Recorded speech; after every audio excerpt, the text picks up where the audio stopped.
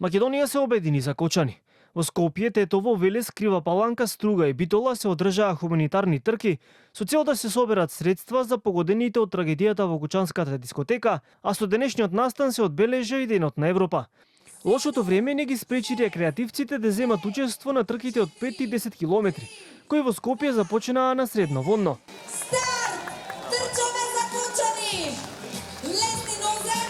Солидарноста мора да се покаже и луѓето треба да си помагаат во најтешките мигови. Е пораката која ја испратија дел од учесниците кои се подготвуваа за трката од 10 километри. Луѓето треба да бидат солидарни еден со друг, дека треба да мислат за другиот, односно треба да се почитува тоа што се вика на француски алтерите, другиот. Е граѓанска должност да бидеме солидарни, да покажеме дека сме тука со граѓаните од Кочани кои што поминуваат низ не можеме да замислиме каква траума им се случува нив. Да бидеме солидарни едни со други.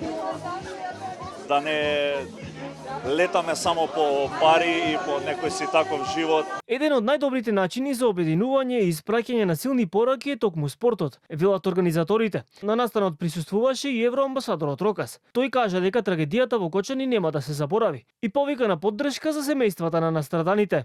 To give closure would be something... Било многу тешко да се даде завршница во овој момент. Процесот на тагување и лекување е долготраен и тежок и за семејствата ќе биде тоа нешто навистина тешко да се постигне, особено во овој момент. Меѓутоа, тука сме сите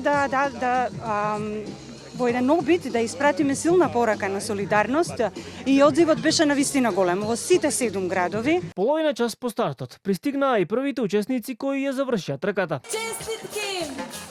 Браво, секоја чест!